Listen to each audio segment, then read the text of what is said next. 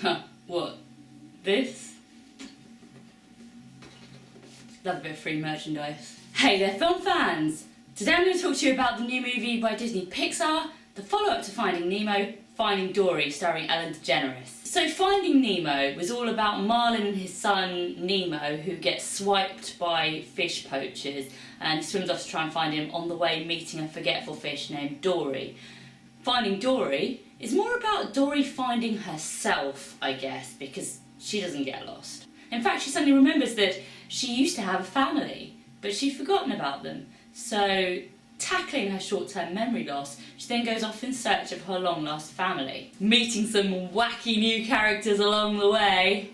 It's always worrying when the sidekick gets given their own movie. Is it going to live up? Dory is a really good character though. She's absolutely adorable as a child.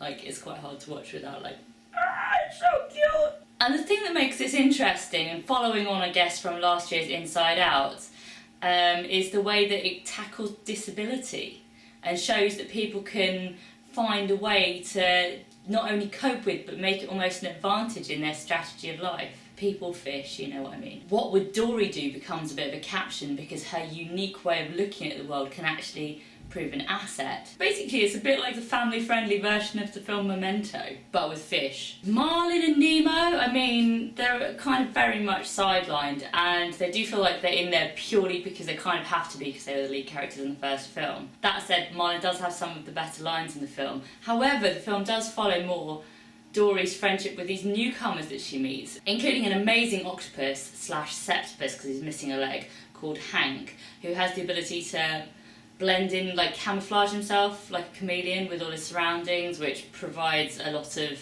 help for Dory as she tries to get from one end of an aquatic sense to the next. Yeah, that's interesting that some of it's set in like this fish sanctuary, because obviously there's a bit of a bad vibe towards like organisations that keep wild fish these days. But yeah, there are plenty of other good new characters as well. I've been a bit sniffy about some of Idris Elba's recent performances, but I found him hilarious as a sea lion. Something interesting to know as well is that there really isn't a bad character, and they're just fighting against circumstances, which is quite unusual and nice. I guess that was kind of the same in Inside Out as well. Maybe that's like a new thing they're trying to pioneer, that you don't need a baddie. There's a lot of nice morals behind what's superficially quite a sweet little story about a fish that's lost her family. Obviously the thing about Dory finding a way to deal with her problem, but also there's a lot of very moving bits about the relationships between children and parents. I certainly welled up a bit.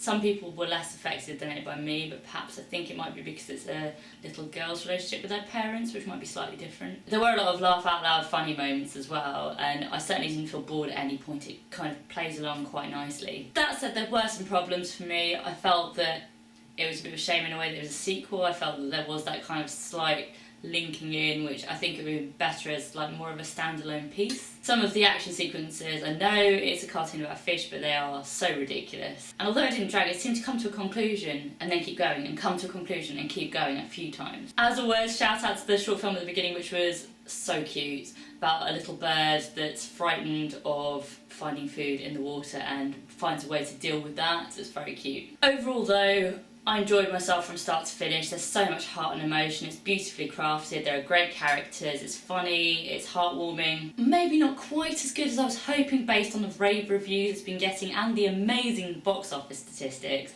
but still really good. But what did you guys think? Did you enjoy it as much as I did? Let me know in the comments, and don't forget to subscribe to my channel.